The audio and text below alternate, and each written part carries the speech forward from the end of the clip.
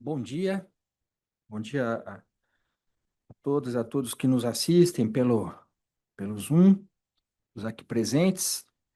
Vamos dar início à nossa oitava e penúltima aula deste curso, a dogmática e a prática no direito penal,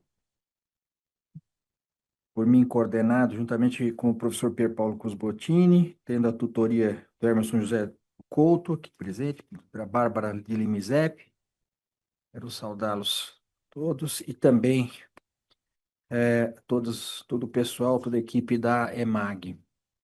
Hoje nós temos a alegria de ter aqui presente o professor Rodrigo de Grandes, amigo de longa data, professor de curso de graduação e pós-graduação, mestrado e doutorado da Escola de Direito da Fundação Getúlio Vargas de São Paulo, professor de Direito Penal com ênfase em Direito Penal Econômico, no IDP, advogado e parecerista. O professor Rodrigo de Grandes é doutor e mestre em Direito Penal pela Universidade de São Paulo, onde se graduou também, não foi? No Mackenzie, graduado pelo Mackenzie. Tem especialização pela Universidade de Salamanca, pesquisador convidado na Universidade Pompeu Fabra, em Barcelona, na Espanha. Foi procurador da República aqui em São Paulo, onde o conheci e onde atuou também. Obrigado. Atuava nas varas especializadas, mas também atuou lá na 10ª Vara Federal Criminal, da qual eu fui titular por bons anos. E também foi promotor de justiça aqui no estado de São Paulo. Então, o professor Rodrigo de Grandes tem larga experiência no tema que vai tratar hoje,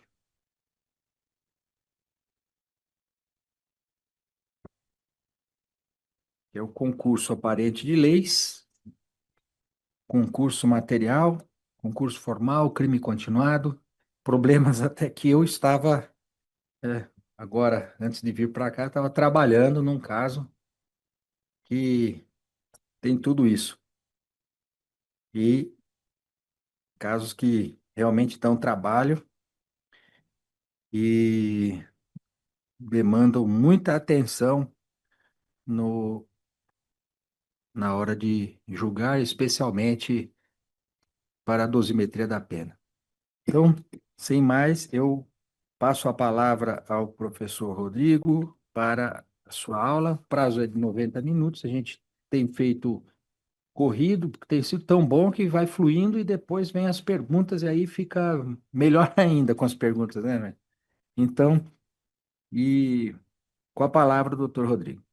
Bem, bom dia a todos e todas. Quero, em primeiro lugar, agradecer o convite da EMAG, a oportunidade de mais uma vez vir aqui para debater e dialogar esses temas tão importantes e caros na nossa atuação cotidiana. E eu faço cumprimentando inicialmente ao desembargador federal Nino Toldo, querido amigo, e também aos coordenadores do curso, na pessoa do professor Pier Paulo Cusbottini e do Dr. Emerson José do Couto, aqui presente. A mim, obviamente, me cabe falar um pouco sobre o conflito aparente de lei ou conflito aparente de normas e também do concurso de crimes. Dois temas que eu já adianto mereceriam encontros à parte, porque são tantas as questões e as controvérsias que eu não tenho por onde senão realizar um disclaimer inicial dizendo que, deliberadamente, doutor Nino, eu estabeleci uma análise mais profunda, mais verticalizada sobre o primeiro tema do nosso encontro, que diz respeito ao conflito ou concurso aparente de normas, e eu fiz de forma arbitrária, confesso a Vossa Excelência, tendo em vista a minha avaliação de que existe no Brasil pouco material dogmático mais atualizado sobre o conflito aparente de normas.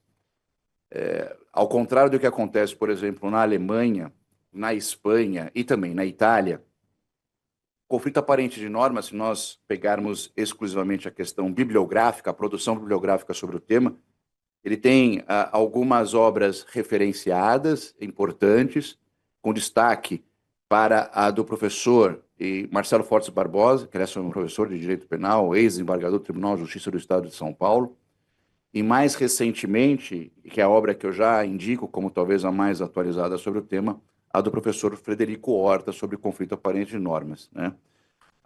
Mas a despeito disso, a despeito da importância, da relevância do tema, existem poucas obras jurídicas sobre o tema, e a minha ideia justamente é tentar, de alguma forma, estabelecer uma análise mais verticalizada e também introduzir alguma discussão em termos práticos, daquilo que representa propriamente o dia a dia dos operadores do direito em geral, né? Magistrados, membros do Ministério Público e advogados. Eu tenho aqui, consigo passar.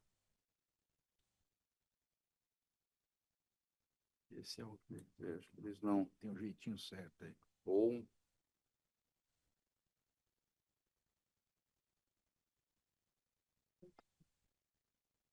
foi. Agora. Eu deixo aqui, antes de mais nada, os meus contatos, né? Senão eu esqueço ao final, doutor Nino, para, enfim, para quem quiser, de alguma forma, pedir maiores considerações, realizar críticas e fazer ponderações sobre o tema, tanto pelo e-mail também como pelo Instagram.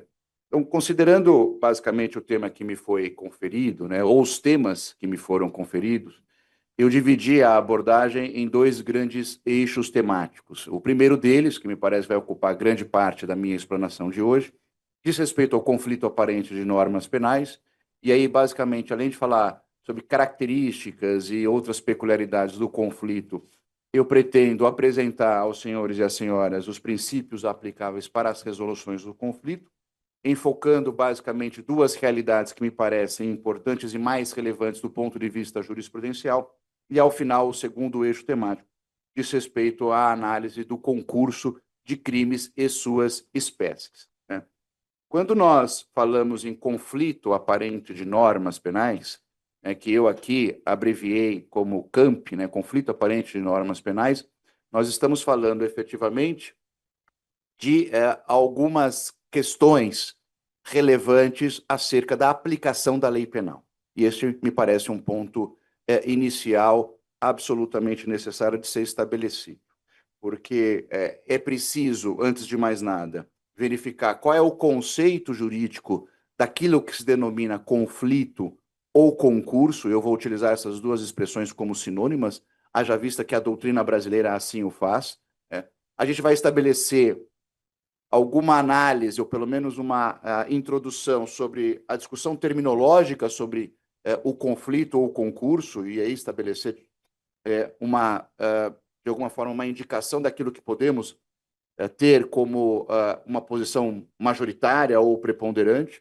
Depois, basicamente, a ideia é falar sobre o conteúdo e a finalidade do conflito aparente de normas, e, finalmente, os requisitos do conflito aparente, estabelecendo especificamente os seus princípios. Bom, quando nós falamos em conflito aparente de normas ou concurso aparente de normas penais, nós estamos falando da aplicação em abstrato de duas ou mais normas penais incriminadoras sobre um mesmo fato delituoso.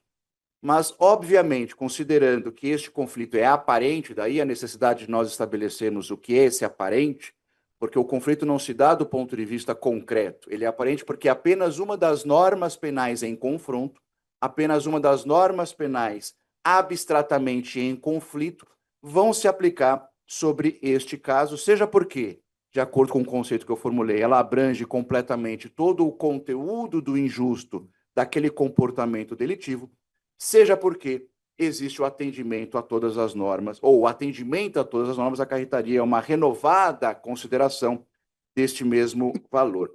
O que norteia, basicamente, o Instituto do Conflito ou Concurso Aparente de Normas é obstar múltiplas sanções, ou seja, evitar que haja uma justa posição de sanções penais sobre um único fato delitivo ou único fato criminoso. Na verdade, acho que essa apresentação está errada. Eu mandei uma outra. Essa é anterior. Então, se puder, ou eu mandei, ou não sei se a gente consegue fazer aqui um break rápido, porque Vai dar correção. eu tenho no pendrive. Mas eu preciso ir lá, Nilo. Então, fica à vontade, pode ficar à vontade. Mas agora o professor Rodrigo está de volta e agora vem os slides certos. Né? Já pensou se viesse aqui Houve um conflito, Não, rapaz, se viesse aqui slides, o né? professor Rodrigo Só não fazendo consigo passar aqui. uma defesa do Corinthians aqui, aí eu ia ficar um pouco. Não, mas aí está justificado. Eu peço desculpas. Não, estou brincando Me, aqui, me fica à lembrou, vontade. me lembrou uma brincadeira do ministro, ex-ministro Márcio Tomás Bastos, dizendo que sobre a utilização do PowerPoint, né?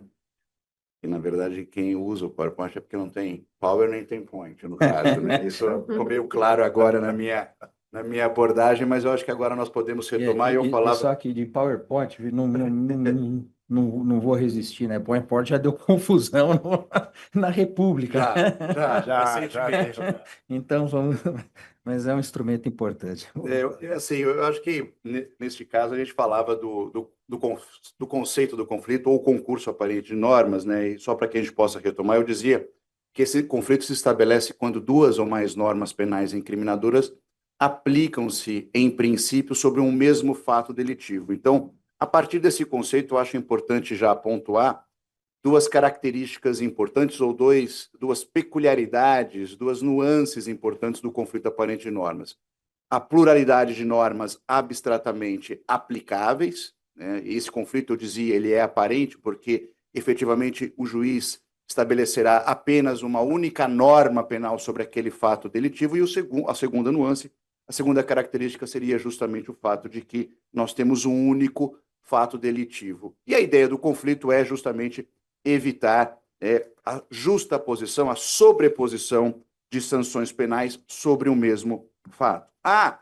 inegavelmente, uma grande discussão terminológica sobre o conflito ou concurso aparente de normas. E o fato simplesmente de eu usar indistintamente concurso ou conflito já denota, de alguma forma, que existe essa controvérsia terminológica, né?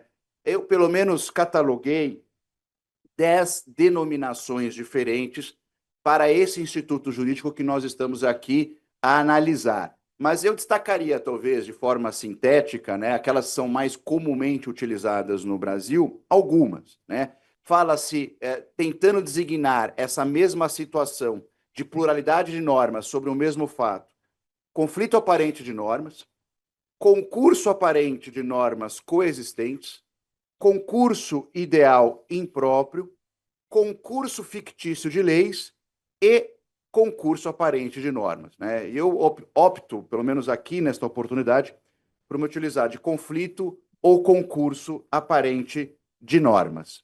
Aqui, propriamente, nós temos, em termos de conteúdo e finalidade, uma ideia, né? Por que existe o conflito aparente de normas? Por que ele é relevante na discussão da dogmática penal? Porque a existência de critérios ou ferramentas visando a resolução deste conflito confere, inegavelmente, racionalidade e lógica à interpretação das leis penais. Há uma discussão doutrinária sobre qual é o foro adequado do conflito aparente de normas. Há quem diga, por exemplo, que a questão do conflito deve ser dirimida na aplicação da pena, mas prevalece o entendimento de que, na verdade, quando nós estamos aqui cogitando de conflito aparente de normas e dos princípios relativos à sua resolução, nós estamos falando da própria teoria da lei penal, ou, especificamente, da hermenêutica penal, da interpretação de normas penais que incidem sobre um determinado fato delitivo. E a ideia principal do conflito é justamente, né, buscar uma coerência interna dentro do sistema penal, porque seria anômalo, de alguma forma, procurar estabelecer mais de uma sanção ou sanções que são acumuladas, que são cumuladas sobre o mesmo fato delitivo. E, no final das contas, o que se pretende é garantir proporcionalidade. O conflito aparente de normas, ele busca evitar o bis in idem, a justa posição de sanções penais sobre o mesmo fato delitivo. Né? Quando nós falamos, portanto, em conflito aparente de normas, é preciso distinguir, e depois eu vou voltar a esse tema quando oportunamente abordar a questão do concurso de crimes, que o concurso de crimes não se confunde com um concurso aparente de normas penais, embora, obviamente, nós possamos aqui pensar algumas semelhanças. Quando nós falamos do conflito aparente de normas penais, nós falamos em uma pluralidade, uma multiplicidade de normas penais incriminadoras que incidem sobre um mesmo fato ou o mesmo comportamento delitivo. De outro lado, quando nós falamos sobre o concurso de crimes, nós falamos na aplicação de uma norma penal, né, que vai se estabelecer sobre vários comportamentos delitivos. Especificamente sobre os requisitos do concurso, embora eu já tenha mais ou menos deixado a entrever quais seriam esses requisitos, aquilo que enseja o conflito aparente de normas, nós falamos, em um primeiro momento, na unidade de uma situação de fato criminoso, e vejam vocês que eu estou me utilizando aqui da expressão fato criminoso, ou comportamento, ou conduta, porque esse me parece um ponto importante, daqui a pouco, para nós falarmos sobre a unidade de conduta, ou unidade de comportamento, que vai gerar especificamente o conflito ou concurso aparente de normas. E, em um segundo momento, nós falamos na pluralidade de normas penais abstratamente aplicáveis a uma determinada situação de fato, a um determinado comportamento criminoso. Há uma enorme questão, do ponto de vista dogmático, sobre os conceitos de unidade de comportamento, sobre pluralidade de comportamento. E aqui vale a pena nós recapitularmos que quando falamos de um comportamento que tem capacidade delitiva, tem potencial delitivo, um comportamento que vai se inserir de alguma forma em um tipo penal, nós falamos de um comportamento que pode ser analisado, que pode ser observado em termos descritivos, ou empíricos, ou naturalísticos. Então, quando alguém, por exemplo, quer matar a outra e joga uma granada, está realizando um único fato. Mas nós também podemos analisar o comportamento delitivo, ou aquilo que efetivamente tem relevância para fins de direito penal, através de uma análise de conteúdo axológico, de conteúdo valorativo jurídico. E é justamente nesse contexto que se insere o conflito aparente de normas. Mais do que analisar um determinado comportamento de natureza fisiológica, em que o comportamento é físico, é empírico, aqui se estabelece justamente, e nós vamos de alguma forma desdobrar isso daqui a pouco, o comportamento do ponto de vista valorativo, o comportamento do ponto de vista jurídico. Qual é o contexto? E eu acho que essa palavra é importante para que nós possamos entender não só o conflito aparente de normas, mas também, no segundo momento, o concurso de crimes. O que buscava o agente, o que pretendia o agente quando ele iniciou aquele comportamento delitivo? Porque muitas vezes, vejam, os senhores e as senhoras, em determinado evento criminoso, há uma precedência de comportamentos, há uma precedência de atos que, na verdade, fazem parte de um mesmo contexto. E isso se dá, efetivamente, numa ideia de conflito aparente de normas, porque o agente, embora tenha realizado fisicamente ou empiricamente vários atos, vários eventos, ele, do ponto de vista criminal, ele, do ponto de vista jurídico, valorando-se aquele comportamento como uma única coisa, ele praticou um único evento delitivo e, portanto, deve ser sancionado somente por ele. E este aqui me parece o dado importante quando nós, a partir de uma análise doutrinária, dividimos a unidade de comportamento como sendo uma unidade simples ou uma unidade complexa de fatos. Né? Quando nós falamos em unidade simples, nós falamos de um único ato, de um único evento, do sujeito que, como eu mencionei, joga uma granada ou realiza tão somente um único ato físico que é valorado posteriormente pelo direito penal. Mas existe, de outro lado, uma infinidade de comportamentos, e esses, aliás, fazem parte do cotidiano, eu diria, da Justiça Criminal Federal, porque aqui, em regra, no âmbito da Justiça Federal, estabelecendo justamente aqui a nossa conversa dentro do Tribunal Regional Federal da Terceira Região, nós falamos de comportamentos que têm, no mais das vezes, conteúdo econômico. A grande parte dos delitos que compõem o acervo da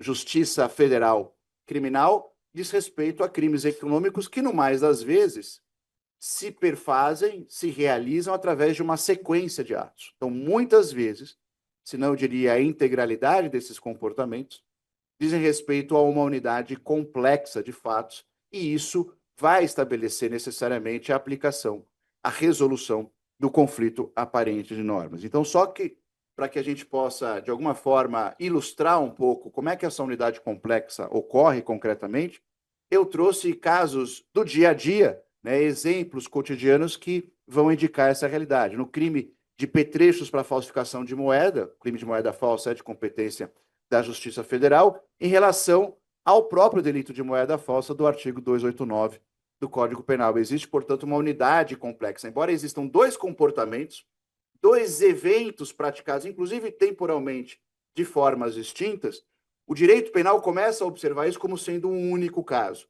como sendo um único evento jurídico penal para fins de aplicação de pena. Assim também nos casos do uso do documento falso, artigo 304 do Código Penal, e da falsificação de documento público ou de documento particular, figuras previstas nos artigos 297 e 298, especificamente quando se tratar do mesmo sujeito ativo, que, vejam vocês, somente avança naquilo que originariamente foi concebido por ele na hipótese de um plano delitivo. Ou ainda no crime de furto, quando precedido da violação de domicílio. Embora existam comportamentos que, se analisados individualmente, separadamente, do ponto de vista exclusivamente empírico, possam traduzir vários delitos, a valoração global desses fatos indica a necessidade de estabelecer-se uma única sanção, considerado todo o contexto. Daí, justamente, a minha afirmação, né, de que existe,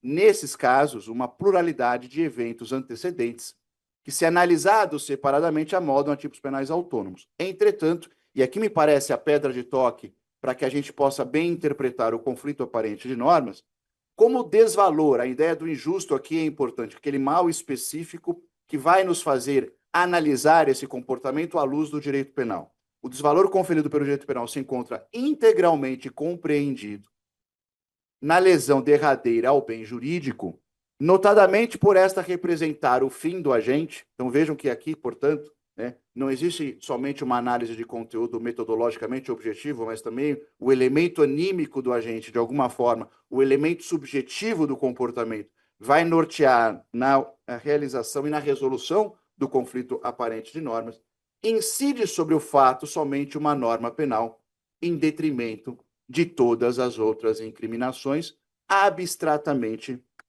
aplicáveis. Né? Aqui existe, portanto, de forma resumida, né, uma unidade e uma diferenciação entre a unidade e a pluralidade de condutas, e aqui eu me valho da lição doutrinária de Pierangeli e Zaffaroni. Quando nós falamos especificamente na unidade de comportamento, ou seja, quando há uma única conduta, quando há um só movimento, pode haver apenas uma única conduta, mas existem situações quando, embora existam vários movimentos ou vários atos, né, isso de alguma forma traduz ainda uma única conduta, um único comportamento com relevância do direito penal, né, e assim ele deve ser valorado.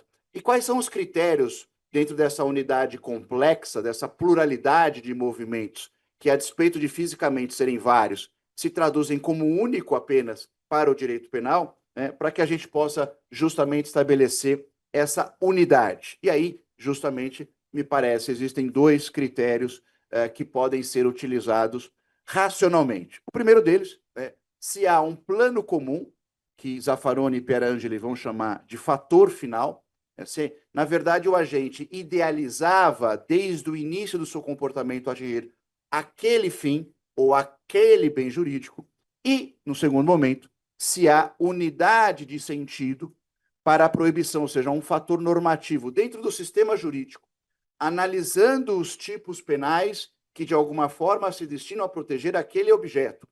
Se, do ponto de vista normativo, faz sentido, justamente à vista do injusto que foi praticado, aplicar-se uma única norma. Então, existe uma análise, não só do ponto de vista do elemento subjetivo que norteia o agente desde o início do seu comportamento, mas também do próprio sistema jurídico naquilo que diz respeito à proteção do bem jurídico. Então, se a gente puder, de alguma forma, mencionar alguns exemplos, hipóteses que hoje já existem e podem ser constatadas no nosso ordenamento jurídico onde existe unidade de conduta, a despeito de serem vários os movimentos, de serem vários os eventos, de serem diversos os atos, a gente pode dizer alguns exemplos, ou pelo menos mencionar alguns exemplos, né? Um deles, integra uma conduta típica, né, quando eventualmente podem cindir-se em vários movimentos. O crime de homicídio, por exemplo, que pode ser precedido ou pode ser realizado através de vários atos ou de vários movimentos, mas que no final das contas é interpretado e valorado pelo direito penal como sendo um único crime, no caso do delito de homicídio. Ou ainda, outros casos que integram uma conduta típica que necessariamente, ou seja, pela sua própria dinâmica, pela sua própria natureza, abarcam vários movimentos. E aqui os exemplos normalmente dizem respeito aos crimes patrimoniais, extorsão, o estelionato, que no mais das vezes é um delito praticado de uma forma minimamente complexa, minimamente sofisticada, até porque ele embute como elementar a fraude, e você tem que enganar uma pessoa, você tem que preparar-se para enganar, para eludir uma pessoa, que seria a vítima. Então, nesses casos, pela dinâmica e pela natureza do comportamento, ele é realizado através de vários eventos, mas se considera um único ato delitivo para fins de aplicação de pena. E eu coloquei aqui, para fins de discussão, é algo que é extremamente caro no âmbito da Justiça Federal, que é o crime de gestão temerária, e poderia também ser colocado o crime de gestão fraudulenta da instituição financeira. E aqui eu abro um parênteses justamente porque sabem bem os senhores e as senhoras sobre a discussão jurisprudencial sobre a natureza do crime de gestão temerária e fraudulenta, ou seja, se seria necessário um único ato para caracterizar o delito de gestão do artigo 4º, tanto no caput como no parágrafo único da Lei 7492, ou, se outro lado, são necessários vários atos, vários eventos, vários movimentos para que se tenha justamente o conceito de gestão. E a jurisprudência hoje brasileira se inclina no sentido de que um único ato seria suficientemente hábil para caracterizar a gestão e dar aso, portanto, ao crime de gestão temerária ou gestão fraudulenta. Não é assim, de outro lado, grande parte da doutrina. Mas o fato é que a jurisprudência, inclusive do Superior Tribunal de Justiça e do Supremo Tribunal Federal, tendem a dizer dessa forma. Mas me parece que a gestão temerária poderia ser incluída aqui nesse aspecto de condutas que, por sua natureza, considerando a dinâmica, a realidade da gestão de determinada instituição financeira, demandam uma sequência de eventos ou uma sequência de atos que, se analisados globalmente, configuram um único delito. Um outro exemplo, ainda nesse sentido, eu coloquei pelo menos 6 deles, né? São aqueles casos em que integram duas tipicidades, em que a primeira contém a segunda como elemento subjetivo. No caso do homicídio para roubar, o caso de latrocínio também haveria a interpretação de um único comportamento. Outro caso, integram duas tipicidades em que a segunda é forma usual de exaurimento da primeira. Estou falando justamente de, vejam, hipóteses de que vários atos, analisados separadamente, poderiam, em princípio, dar ensejo a vários tipos penais, mas que, se analisados globalmente, são considerados como um todo. É o caso do falso e do estelionato. Outra hipótese, configuram também a tipicidade de um delito permanente. Muito pouco se fala sobre isso, mas se nós observarmos o crime permanente, o delito permanente, aquele cuja consumação se prolonga, ou como diria Nelson Hungria, aquele cuja consumação se protrai no tempo, permanecendo o resultado antijurídico, o crime permanente nada mais é do que um delito único, mas perpetrado através de uma sequência de eventos. Porque todas as vezes, por exemplo, no crime de sequestro ou extorsão mediante sequestro, em que o sujeito ativo restringe a capacidade de ir e vir da vítima, ele realiza um evento diferente. E, nesse sentido, ele vai dar aso, ele vai ensejar a aplicação de um único delito, que seria o delito de extorsão mediante sequestro ou propriamente de sequestro. E, por fim, talvez o último exemplo aqui mencionado pela doutrina são aqueles comportamentos que, embora praticados por vários eventos, são considerados e tidos como um único caso, que representam uma unidade simbólica em tipos que devem ou podem ser preenchidos por meios simbólicos. Essa denominação, mais uma vez, Zaffaroni e Perangeli vai se aplicar de uma forma muito direta a casos de instigação de outros comportamentos ou mesmo de crimes contra a honra na injúria. E ele fala de meios simbólicos, como, por exemplo, a possibilidade do crime ser cometido através de sinais, através de expressões faciais, através de comportamentos físicos. A despeito de serem vários, se traduzem muitas vezes como um único comportamento. Isso para demonstrar justamente qual é o estado da arte em termos de discussão doutrinária, naquilo que diz respeito à consideração do que é único fato para o direito penal ou daquilo que efetivamente pode ser considerado uma pluralidade de fatos, e aí a gente poder ingressar numa outra esfera, numa outra situação que diz respeito ao concurso de crimes e não propriamente ao conflito aparente de normas, que, como eu mencionei, tem como requisitos a unidade de fato, a unidade de comportamento naquilo que é valorado pelo direito penal. Quando, de alguma forma, se tem a compreensão de que o conflito aparente de normas ou concurso aparente de normas existe, em contrapartida, a dogmática deve apresentar ferramentas para resolver esse conflito, para dirimir esse concurso que é aparente justamente porque o aplicador da norma, em determinado caso concreto, vai decidir qual é a norma que ele vai utilizar. E aí, justamente, se vale das ferramentas ou dos princípios que regem o conflito aparente de normas. Eu coloquei aqui princípios, mas também, depois um ponto de interrogação, regras, porque sequer existe unanimidade sobre se tratar, né, naquela velha discussão de princípios ou regras em relação às resoluções ou às ferramentas através das quais o conflito pode ser dirimido. O fato é que, tradicionalmente, se fala em princípios que regem ou que norteiam a resolução do conflito aparente de normas. Especificamente sobre o tema, a doutrina é majoritária, amplamente majoritária, pelo menos fora do Brasil. Então, a doutrina italiana, a doutrina alemã e a doutrina espanhola, principalmente, vão indicar três princípios que vão regular o conflito aparente de normas: especialidade, subsidiariedade e consunção ou absorção. Há, inclusive, aqui mais uma controvérsia, porque existem autores, Jacobs, por exemplo, entende que só o único princípio que resolve é a especialidade. Os demais seriam meras derivações da especialidade. Mas grande parte da doutrina, eu diria, com uma certa dose de consenso, afirma que os três princípios, especialidade, subsidiariedade e consunção, são aqueles comumente utilizados para a resolução do conflito. No Brasil, entretanto, se nós pegarmos os manuais brasileiros e também a jurisprudência brasileira, é comum a menção de um quarto princípio na resolução do conflito aparente de normas, que seria o princípio da alternatividade, né? Que basicamente diz respeito aos chamados tipos mistos, ou seja, aqueles tipos que são redigidos através de diversos comportamentos, de diversos núcleos verbais, e que a doutrina acaba por dividi-los em tipos mistos cumulativos ou tipos mistos alternativos, né? E falando de tipos mistos, talvez o melhor exemplo, existem alguns, né?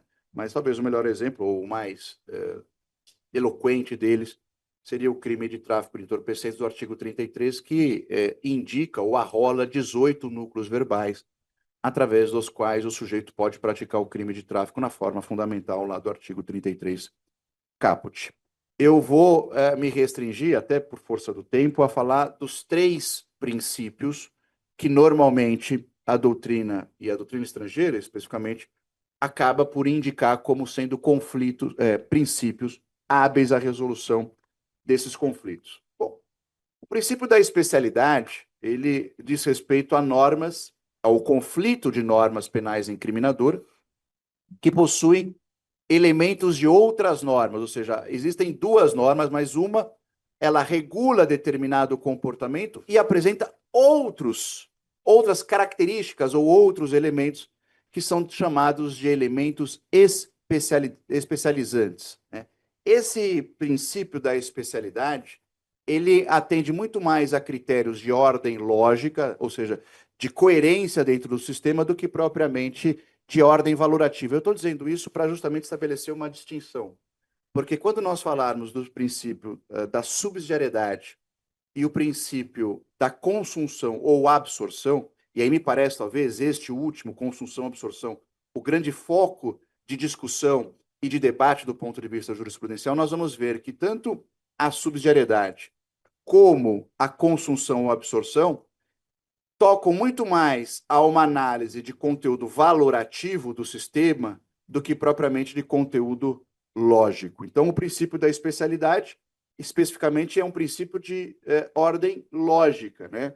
E aqui a gente pode citar alguns exemplos em que é possível verificar no ordenamento brasileiro a especialidade. Isso se dá, por exemplo, em tipos fundamentais ou no conflito, né, no concurso entre tipos fundamentais e tipos privilegiados ou qualificados. Basta ver o homicídio, que possui uma forma fundamental, no artigo 121 caput, possui uma forma privilegiada e possui uma forma qualificada. O furto também, da mesma forma, possui uma forma fundamental no caput e nos parágrafos ele apresenta expressões deste mesmo comportamento delitivo através de um tipo penal privilegiado e através de tipos penais qualificados. Isso diz respeito a uma situação ou um concurso cuja resolução se dá através da especialidade ou da aplicação do princípio da especialidade. Uma outra hipótese em que se encontra o princípio da especialidade, e aqui também puxando um pouco da realidade da Justiça Federal, se dá no conflito ou no confronto ou no concurso entre tipos penais básicos e tipos penais autônomos, que vão apresentar elementos desse tipo penal básico, mas com características suplementares. O crime de apropriação indébita, por exemplo, do artigo 168, é a forma fundamental da apropriação. Mas nós temos, no âmbito da Lei 7492 de 86, da Lei de Crimes contra o Sistema Financeiro Nacional, a apropriação financeira, que é um tipo penal especial em relação ao tipo de apropriação. E justamente é especial porque ele apresenta elementos especializantes, elementos que transcendem as características fundamentais do 168, que diz respeito a um crime patrimonial.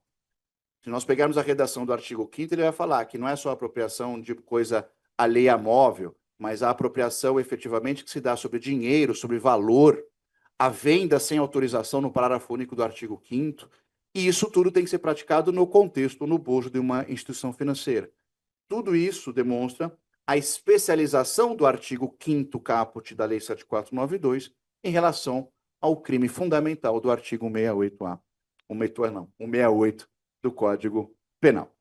De outro lado, né, indo para o segundo princípio, quando falamos no princípio da subsidiariedade, nós falamos naquele concurso entre normas penais abstratamente aplicáveis a uma determinada situação concreta, que descrevem diversos graus ou graus diferentes de violação de um mesmo bem jurídico, né?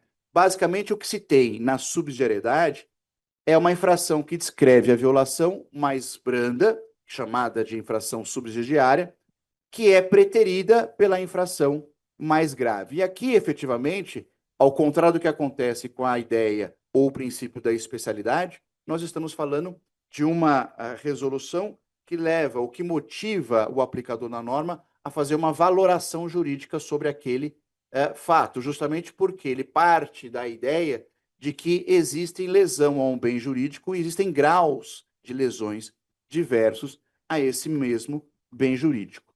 Quando falamos em subsidiariedade, agora especificamente observando o ordenamento positivo, né, aquilo que está na lei penal especial ou na parte especial, a gente pode detectar ou pode entrever duas modalidades de subsidiariedade. A primeira, a mais fácil de ser interpretada, a mais fácil de ser analisada, é a chamada subsidiariedade expressa ou explícita, em que a norma penal, o próprio tipo penal, ele vai subordinar a sua incidência à não apreciação de uma outra incriminação de maior gravidade delitiva, por opção do legislador, né, por uma questão de política legislativa. E aqui, o próprio legislador ele vai indicar a subsidiariedade através de expressões contidas no próprio tipo penal. A mais comum dela seria essa que eu mencionei, se o fato não constitui crime mais grave. Então, quando o legislador coloca esse tipo de expressão no próprio tipo penal, ele está indicando a relação de subsidiariedade em relação a outras figuras, como a exemplo do artigo 132, né, o crime de perigo para a vida ou a saúde de outrem, e o artigo 146-A, em relação à intimidação sistemática, violência psicológica contra a mulher, importunação sexual, enfim. Todas essas situações contemplam subsidiariedade explícita por uma opção do legislador. A subsidiariedade implícita ou tácita já é um pouco mais complexa, porque essa exige uma valoração daquele comportamento sobre o todo dos tipos penais abstratamente incidentes, né? E aqui, propriamente, se nós pegarmos o conceito, ela vai ocorrer quando uma figura típica funciona como elementar ou circunstância legal específica de outra de maior gravidade punitiva, de forma que esta exclui a simultânea punição da primeira. Então, eu coloquei aqui exemplos, né? Leis que definem crimes de perigo em face dos crimes de dano. Então, essa relação entre crimes de perigo e crimes de dano, desde que relacionadas ao mesmo bem jurídico, traduz uma situação de subsidiariedade.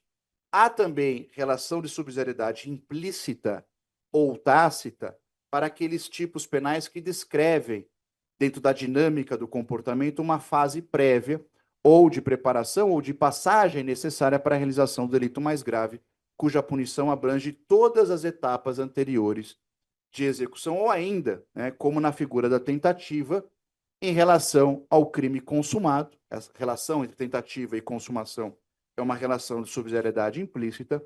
Ocorre também nos delitos de lesões corporais em relação ao crime de homicídio, porque o crime de homicídio passa na sua consumação antes pela lesão corporal, pela própria dinâmica do comportamento.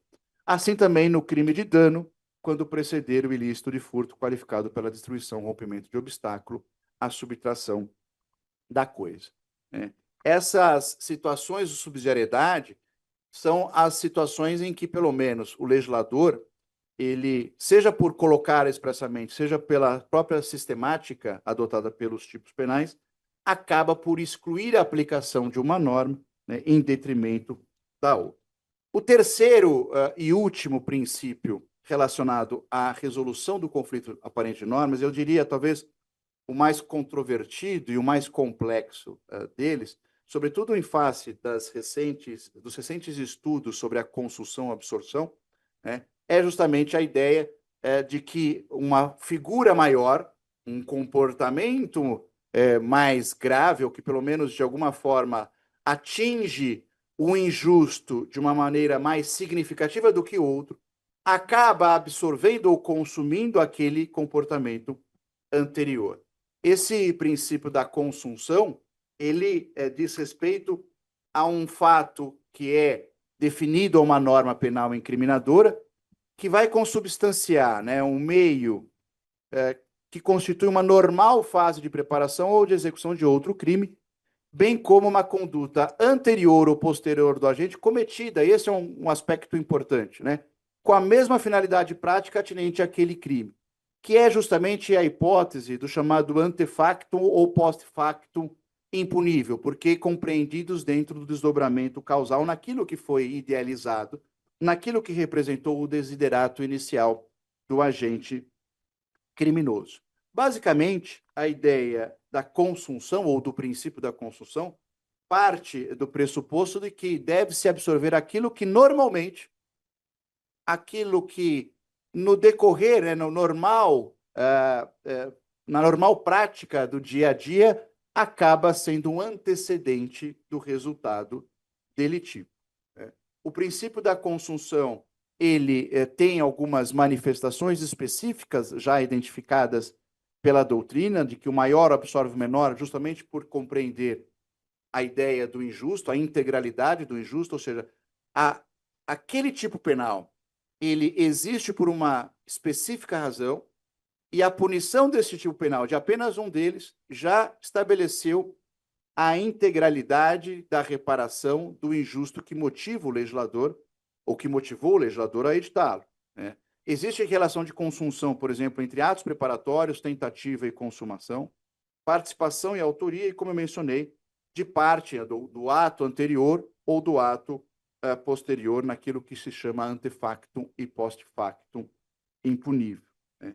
A minha ideia, pelo menos nessa oportunidade, é destacar dentro do princípio da consunção duas manifestações específicas que me parece têm sido, de alguma forma, um pouco negligenciadas pela jurisprudência, mas que, em contrapartida, são absolutamente notadas pela doutrina.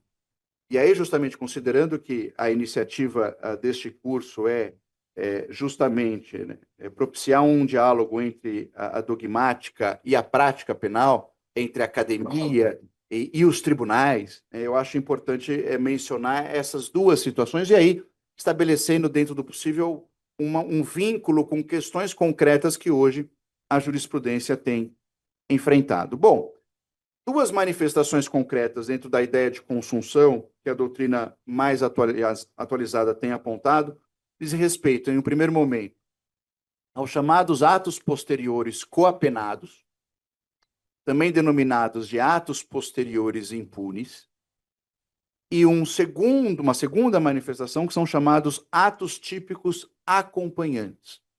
É preciso dizer que, muitas vezes, genericamente, aplica-se o princípio da consunção em relação, por exemplo, a atos posteriores coapenados, ou em relação aos atos típicos acompanhantes, sem essa necessária referência a essas duas manifestações concretas que apresentam características diferentes e, muitas vezes, nós vamos ver, requisitos diferentes, como tem tratado a doutrina alemã.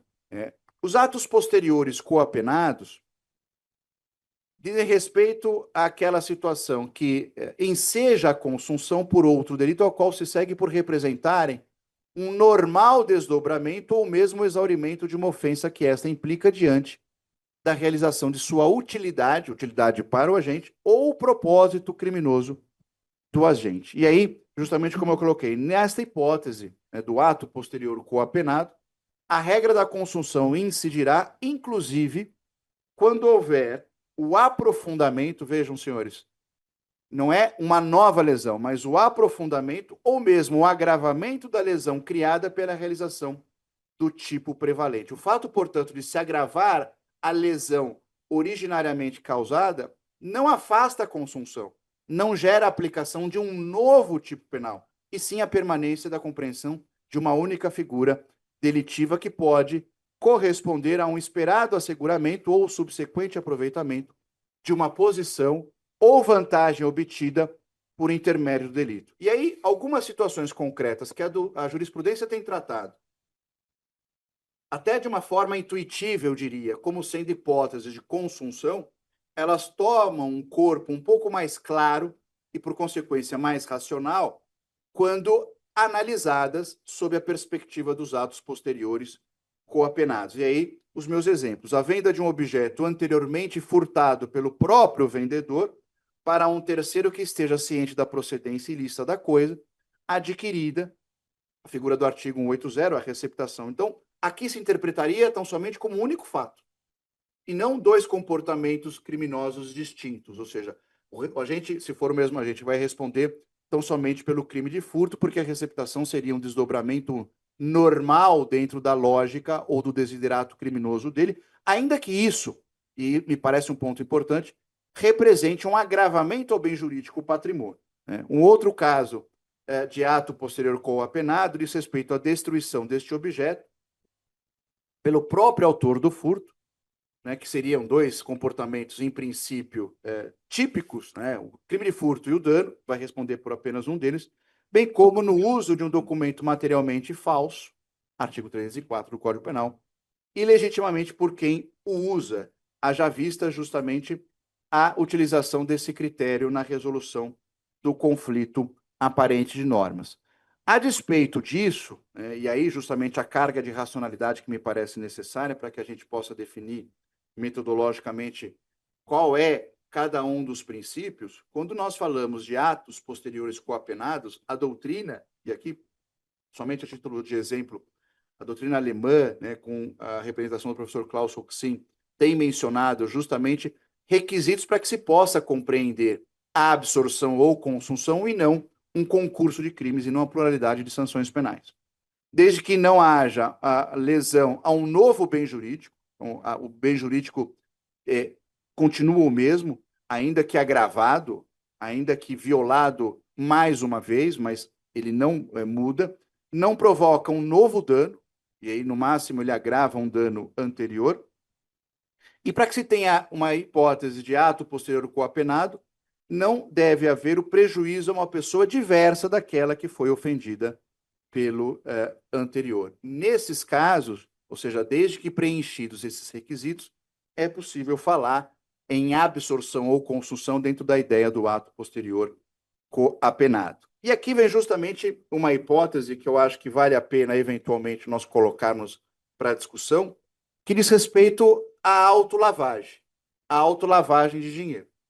Porque quando falamos em autolavagem, nós falamos naquele comportamento em que o autor da infração penal antecedente, lembrando que a lavagem é um crime subsidiário naquilo que diz respeito à necessidade dele compreender um comportamento anterior, um comportamento típico anterior, porque a Lei 9.613 de 98 fala que a lavagem de dinheiro ocultar ou dissimular bens, direitos ou valores provenientes, direto ou indiretamente, de uma infração penal antecedente, então eu tenho que necessariamente ter uma infração penal antecedente. Na autolavagem eu tenho o sujeito ativo que pratica a infração penal antecedente, por exemplo, roubo, furto, sonegação fiscal, já visto que hoje o nosso rol, pelo menos desde 2012, é um rol aberto, é um rol de terceira geração, qualquer infração penal pode ser antecedente de lavagem, e a ocultação ou dissimulação do seu próprio recurso. Então, há essa característica na autolavagem. O sujeito ativo é o mesmo da infração penal antecedente e da própria lavagem de dinheiro. E aí se discute, efetivamente, por quantos crimes ele responde.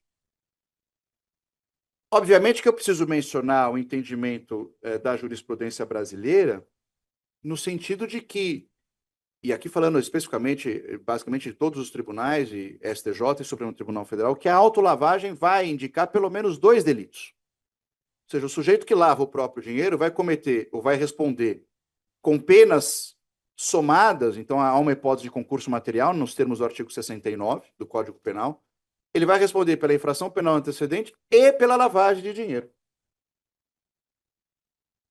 Agora, de outro lado, quem sustenta que a autolavagem traduz um único comportamento, porque o sujeito que está praticando a infração penal antecedente, ele lava tão somente no sentido de assegurar, de propiciar a impunidade, que é, de alguma forma, né, a ideia que norteia o bem jurídico, eu, pelo menos, sou partidário de que o bem jurídico tutelado pela lavagem de dinheiro é a administração da justiça, naquilo que diz respeito justamente ao dever do Estado em perseguir os bens, os direitos, os valores que foram obtidos criminosamente. Mas aqui eu tenho que o sujeito que praticou a infração penal antecedente, ele utiliza a lavagem no sentido justamente de assegurar o usufruto, a fruição desses mesmos valores. Nesse contexto, né, dos atos posteriores coapenados, existiria uma margem teórica ou dogmática para sustentar um único delito, e não propriamente acumulação, como tem, de alguma forma, afirmado a jurisprudência. Então, eu gostaria só de pontuar essa questão que me parece importante, que muitos daqueles que sustentam que a autolavagem traduz um único crime ou um único comportamento digno de sanção penal, eles vão partir do pressuposto justamente do ato posterior coapenado dentro da ideia de consunção.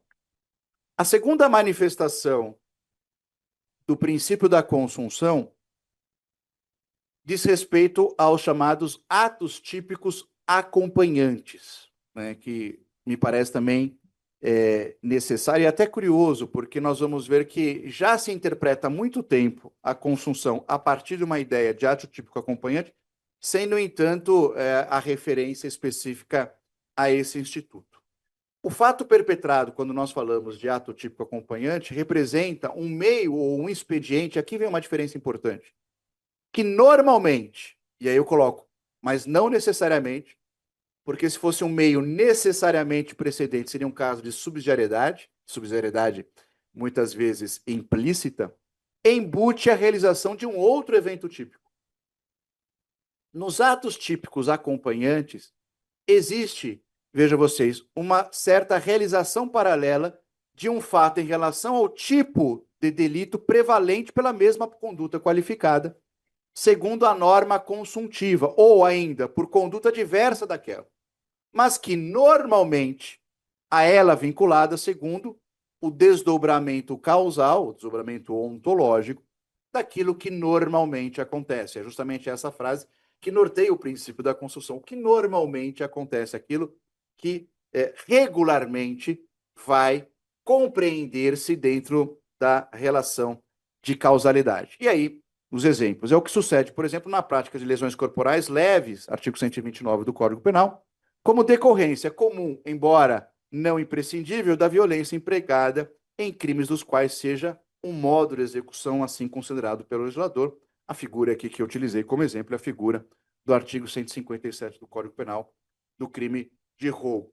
Existem, e aí justamente o ponto que eu acabei de colocar, manifestações já específicas, concretas, deliberadas, de atos típicos acompanhantes na jurisprudência, embora não tratados com essa, diria, sofisticação. E talvez o melhor exemplo seja a famigerada súmula 17 do STJ, que é aplicada todos os dias aqui no âmbito deste tribunal. Quando o falso se exaure no estelionato sem mais potencialidade lesiva, é por este absorvido.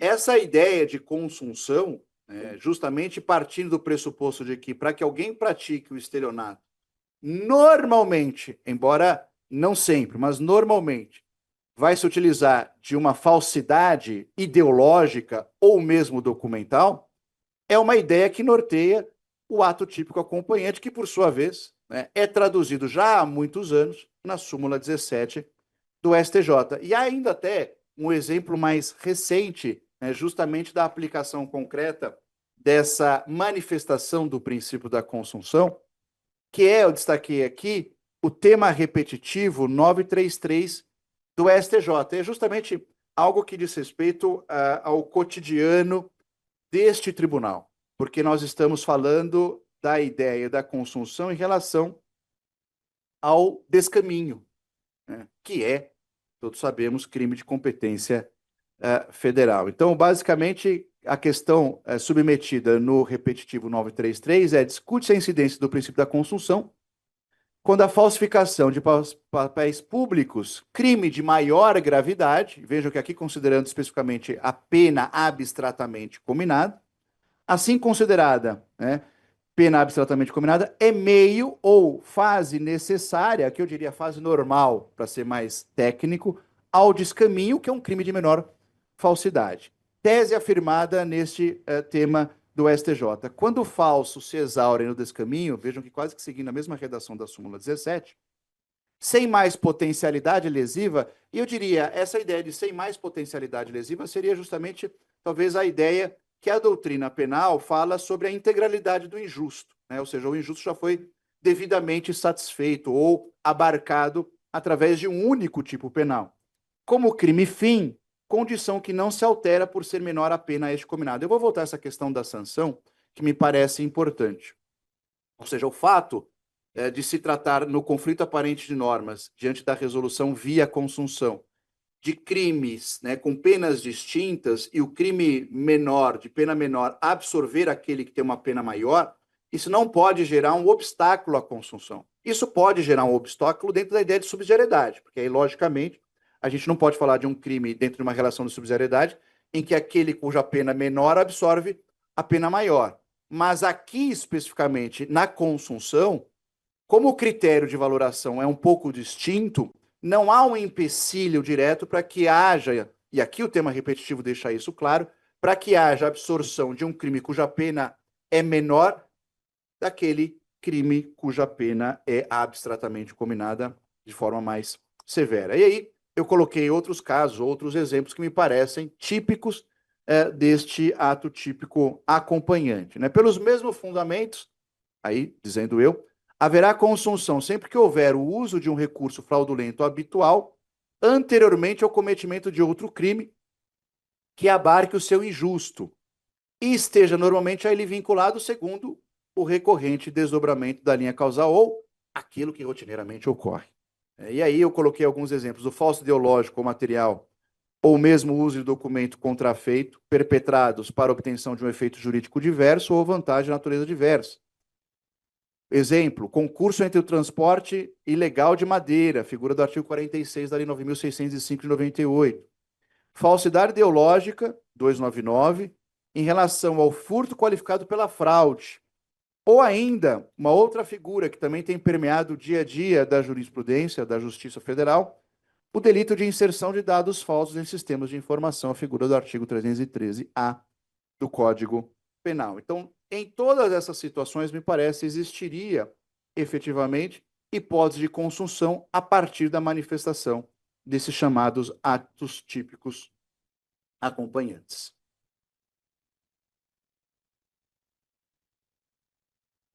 Algumas observações se fazem necessárias em relação à aplicação do princípio da consunção, considerando tudo aquilo que eu acabei de dizer. Então, apenas alguns critérios que me parecem importantes. Deve-se, primeiro deles, desconsiderar, como eu mencionei, a pena abstratamente combinada como critério de valoração. Pelo menos dentro de uma relação de consunção, a pena abstratamente combinada, maior em relação ao crime que está sendo absorvido, ela seria desimportante. Um outro aspecto que também me parece relevante e que muitas vezes a jurisprudência acaba repelindo a consunção, se valendo desse argumento que não encontra ressonância, diga-se de passagem, na doutrina, notadamente na doutrina espanhola, na doutrina alemã. Pouco importa a diversidade dos bens jurídicos na relação de absorção. O tema repetitivo 933 indica isso, falando de descaminho e de falso, né, os bens jurídicos são diferentes, ou a famosa súmula 17, que também trata de bens jurídicos diferentes em relação ao falso, né, e também crime contra a fé pública em relação ao estelionato, delito contra o patrimônio. Finalmente, o delito que absorve não precisa ser aquele apenado mais severamente, né, que seria talvez uma consequência prática, uma consequência concreta dessas observações. Né. Eu trouxe aqui também, apenas a título de ilustração, um precedente do STJ, quando fala do princípio da consunção, e de alguma forma ele coloca essa situação, né, algo mais recente, né, quando fala do crime de arma ilegal na posse de traficante por ser crime autônomo. Aqui é interessante verificar os termos utilizados pelo julgador, né? Se não ficar demonstrado no processo que a arma de fogo era usada no contexto do tráfico de drogas, ou seja, vejam que a expressão aqui ela é salutar para a gente, né? No contexto do tráfico de drogas, justamente dentro daquela unidade complexa que vai traduzir um único comportamento. Ou seja, para assegurar o sucesso desse segundo delito, ambos os crimes serão punidos de forma autônoma. Situação pior para o réu, pois as penas serão somadas, como manda a regra do concurso material. Por outro lado, caso seja provado que a posse ou o porte ilegal de arma servia para a prática do tráfico, a pena deste último será aumentada na fração de 1/6 a 2/3, conforme prevê o artigo 40, inciso 4, da Lei de Drogas, né? Na ocasião, e aqui eu falando do tema 1259 do STJ, de relatoria do ministro Soares da Fonseca, o colegiado considerou que o princípio da consunção resolve o conflito aparente de normas quando o delito se revela meio necessário ou normal fase de preparação ou execução de outro crime. Nessas situações, disse o STJ, o agente apenas será responsabilizado pelo último crime. Para tanto, é imprescindível a constatação do nexo de dependência entre as condutas, a fim de que seja absorvida uma pela outra. Nexo de dependência, talvez, aqui na tradução do STJ, dentro de uma relação de causalidade, que eu acabei de mencionar, ou do desdobramento causal normal de um comportamento pelo outro. Bom, essas seriam rapidamente as minhas considerações sobre o conflito aparente de normas. Eu só, agora, considerando que também temos que falar, ou pelo menos rapidamente, né, colocar, como diria o professor Chaves, alguns flashes sobre o concurso de crimes, eu vou pontuar tão somente aquilo que diz respeito ao Código Penal no que toca ao concurso material, artigo 69, ao concurso formal de crimes, artigo 70, e ao crime continuado, ao artigo 71 do Código Penal, porque isso diz respeito, ao contrário do conflito aparente de normas, muito mais a critérios de aplicação de pena do que propriamente a critérios de hermenêutica. Porque aqui nós estamos falando de comportamentos múltiplos, né? Vários comportamentos, no conflito aparente de normas, no concurso material e no crime continuado, pelo menos. O artigo 69 estabelece o concurso material, talvez o mais fácil de ser interpretado, né? Quando o agente, mediante mais de uma ação ou omissão, pratica 2 ou mais crimes, idênticos ou não, aplicam-se cumulativamente as penas privativas de liberdade em que haja incorrido, no caso de aplicação cumulativa de penas de reclusão e detenção, executa-se primeiro aquela. Na hipótese do parágrafo 1º, vejam como o dispositivo trata efetivamente de regras que tocam a dosimetria de pena, né? Quando a gente tiver sido aplicado pena privativa de liberdade, não suspensa, por um dos crimes para os demais, será incabível a substituição de que trata o artigo 44 do Código Penal. E o parágrafo 2º, ainda regrando o concurso material, vai dizer que quando forem aplicadas penas restritivas de direitos, o condenado cumprirá simultaneamente as que forem compatíveis entre si e sucessivamente as demais.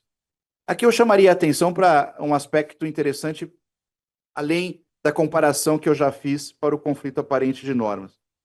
Quando nós falamos do conflito aparente de normas, nós dizíamos que aqui eu tenho como requisito uma unidade de fato, ou uma unidade de comportamento, ou uma unidade de conduta, ou seja, uma realidade que, ainda que praticada através de diversos eventos, de diversos atos, de diversos movimentos, é interpretada ou valorada pelo direito penal como sendo uma única conduta. Vejam que aqui o legislador, inclusive, vai se utilizar de uma outra expressão, porque ele vai dizer crimes efetivamente. Eu tenho uma valoração prévia feita pelo legislador, que não dispensa, obviamente, uma interpretação do aplicador da norma, mas aqui eu tenho um comportamento já perfeitamente delineado como sendo um crime autônomo, praticado separadamente em relação a outro, seja por ação, seja por omissão. Já no concurso formal, e aí a coisa começa a ficar um pouquinho mais complexa, eu tenho a prática de uma única ação ou omissão, ele vai gerar 2 ou mais crimes idênticos ou não. E, neste caso, diz o legislador, aplica-se a pena mais grave das penas cabíveis ou, se iguais, somente uma delas, mas aumentadas, em qualquer caso, de 1/6 até metade. E aí vem uma forma específica que nós vamos tratar, pelo menos em termos terminológicos daqui a pouco, quando as penas vão se aplicar cumulativamente, ou seja, abre-se uma exceção à regra do artigo 70, que é a chamada regra da exasperação, porque o legislador estabelece um aumento de pena em um patamar específico de 1/6 até a metade, ao contrário da regra aritmética de soma do concurso material, chamada regra do cúmulo material, em que as penas são somadas, é uma situação muito mais severa para o agente criminoso. Aqui, eu tenho uma exceção no concurso formal à regra da exasperação e a aplicação da regra do cúmulo material, se a ação ou omissão é dolosa e os crimes concorrentes resultam de desígnios autônomos, consoante o disposto no artigo anterior. Eu até coloquei um slide aqui, mas eu vou dar um spoiler. A jurisprudência tem considerado esse dolo como sendo o elemento subjetivo que vai ensejar a aplicação do cúmulo material, a despeito de se tratar de um concurso formal, em qualquer modalidade do dolo, direto ou eventual. Essa é uma questão eventualmente para ser discutida. E o que me parece também ser melhor ponderado, ou de alguma forma enfrentado em termos de preenchimento de significado, são esses desígnios autônomos, esses elementos subjetivos que são muitas vezes deduzidos, se não integralmente, a partir de circunstâncias indiciárias do comportamento. Eu sou partidário sempre, se possível, na resolução dos problemas penais, na análise do tipo penal, de tentar resolver através de critérios eminentemente objetivos, até porque metodologicamente funciona assim. Então, eu primeiro observo determinado comportamento e vejo se os elementos objetivos daquele tipo penal ou daquele comportamento para fins de aplicação de pena estão definidos, comportamento ou conduta. resultado, nexo de causalidade, tipicidade, imputação objetiva, ou seja, a criação de um risco desaprovado ao bem jurídico. Muitas vezes, a ausência desses requisitos já, por si só, afasta a aplicação da incidência penal. Mas se eu tiver todos esses requisitos num checklist preenchidos, aí sim eu tenho que ir para a segunda etapa, para a etapa subjetiva do ponto de vista metodológico, que é talvez uma das mais controvertidas, porque eu falo em ânimos necandi, difamandi, injuriandi, ou seja, eu coloco terminologias ao elemento subjetivo, mas muitas vezes esses elementos subjetivos são dificilmente perceptíveis ou identificáveis dentro de cada comportamento. Então, aqui é a minha preocupação em relação ao melhor aclaramento da jurisprudência sobre o que vem a ser esses desígnios autônomos, né? Eu até coloquei aqui justamente um precedente falando sobre esse aspecto complicador do concurso formal impróprio, né? Que ele abrange tanto o dolo direto como o dolo eventual. No caso do agravo em recurso especial 2521, mais uma vez o STJ consolidou o entendimento de que os desígnios autônomos que caracterizam o concurso formal impróprio, justamente por proporcionar como material, podem decorrer de qualquer forma de dolo direto ou eventual. O que torna ainda mais difícil o papel do magistrado na identificação do elemento subjetivo, porque se identificar o dolo direto já é difícil, é claro que em termos de indícios do comportamento prático eu consigo justamente extrair, e eu tenho que extrair contemporaneamente ao comportamento. Eu falo isso porque muitas vezes eu vejo algumas decisões judiciais no sentido de tentar extrair o dolo do agente a partir de comportamento praticado posteriormente à conduta. Isso acontece muito em acidente de trânsito. Porque, por exemplo, se o sujeito vai lá com uma velocidade acima do permitido, acaba matando uma pessoa. Muitas vezes, eu já vi isso recentemente numa decisão, o juiz se valeu de um comportamento do investigado posteriormente ao acidente como sendo algo que indicava dolo eventual. Ou seja, o fato dele não ter muito apreço à vítima. Isso aconteceu recentemente, aconteceu alguns anos atrás, em que, na verdade, ele bateu o carro, acabou atingindo a vítima que morreu, e o que as testemunhas indicavam é que ele só se preocupava com o carro dele, se o carro dele havia sido danificado ou não. E aí o magistrado estadual, neste caso, houve uma denúncia por homicídio, por dolo eventual, o magistrado se valeu de elementos subjetivos, ou para caracterizar o elemento subjetivo dolo, deste comportamento post-facto, que na verdade contraria a lógica ou a dogmática do dolo, e tem que interpretar o dolo contemporaneamente ao comportamento delitivo. Mas, enfim, e aí justamente a discussão sobre o dolo eventual. A decisão teve como pano de fundo um caso envolvendo um motorista que, ao dirigir em alta velocidade por uma das principais avenidas de Sorocaba, causou um acidente do qual resultará a morte do condutor de outro veículo e lesões graves em sua passageira. No concurso, agora a última forma do concurso de crimes, a última modalidade, né, é o chamado crime continuado, que nada mais é, eu diria, do que talvez um favor do legislador, ou uma concessão do legislador a uma regra de favor-rei, digamos assim. Porque se nós analisarmos o crime continuado de uma forma absolutamente descritiva ou empírica, de uma forma objetiva, eu diria, a gente vai verificar que o crime continuado ele é um concurso material, porque ele se perfaz através de vários comportamentos, né? E o próprio legislador deixa isso muito claro quando ele fala, quando a gente, mediante mais de uma ação ou omissão, pratica dois ou mais crimes de mesma espécie e nas mesmas condições de tempo, lugar, maneira de execução e outras semelhantes, devem os subsequentes ser havidos como a continuação do primeiro, e aí a consequência aplica-se a pena de um só dos crimes, se idênticas, ou a mais grave, se diversas, aumentada, em qualquer caso, de 1/6 a 2/3. Então, na essência, o crime continuado é uma forma de concurso material, que o legislador, por política legislativa, para que não houvesse um cúmulo material e, portanto, as penas fossem muito altas, muito severas, e de alguma forma pudesse traduzir uma ofensa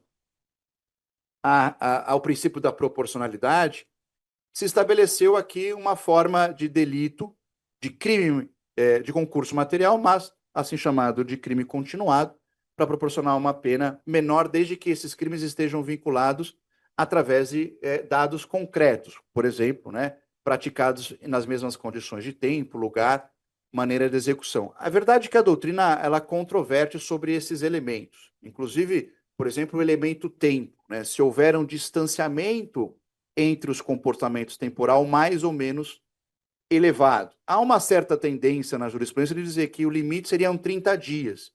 Mas essa é uma regra geral que não tem caráter, e é muito bom que seja assim, que não tem caráter peremptório, não tem caráter vinculativo ao magistrado, porque eu acredito que esse tipo de situação, ou esses elementos que identificam e corporificam o crime continuado, devem ser compreendidos em cada caso concreto. Então, você fala 30 dias é o máximo, mas existem situações que extravasam ou suplantam 30 dias que podem justamente considerar ou ser considerados como um liame único em ordem a traduzir a figura continuada. Assim também lugar, quer dizer, se for praticado em outro município, o delito já afasta por si só o crime continuado, há uma tendência a dizer que sim, mas me parece que, repito, não deva ser uma norma, ou pelo menos uma indicação, uma orientação peremptória ao magistrado.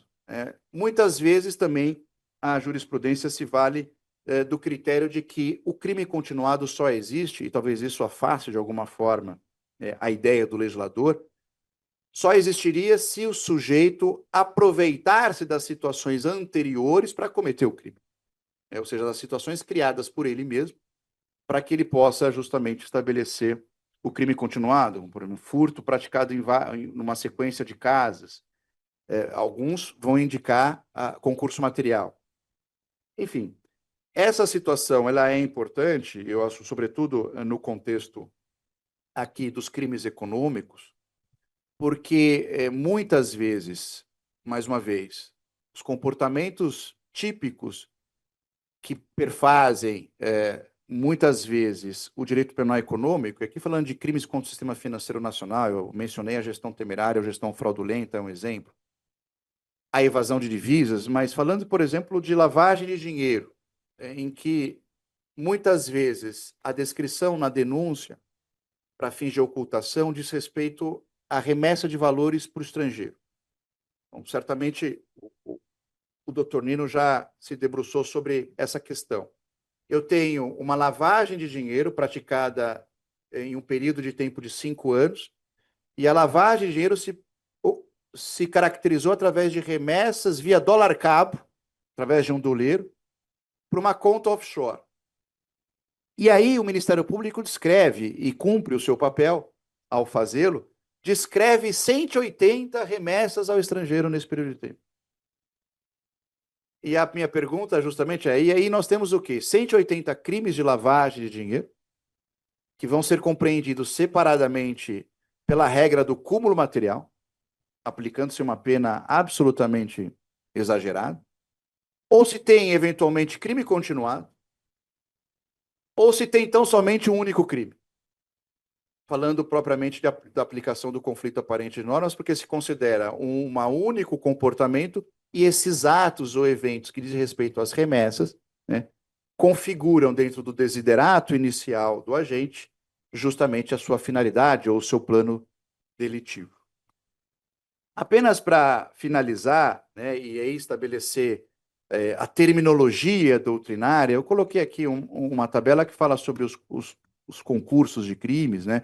Basicamente o concurso material, onde há a regra do cúmulo material e a regra do crime continuado, onde se tem a regra de exasperação, mas basicamente no concurso formal a doutrina distingue duas modalidades, que eu já mencionei, mas agora dando nome efetivamente aos institutos, o concurso formal perfeito ou próprio, onde o agente tem um único elemento subjetivo, um único objetivo, um único desiderato, e aí aplica-se a pena com o critério da exasperação de 1/6 à metade, mas também aquela regra que eu mencionei do chamado concurso formal imperfeito ou impróprio, onde existem desígnios autônomos, elementos subjetivos diversos, que vão proporcionar a aplicação da regra do cúmulo material ou da soma das penas.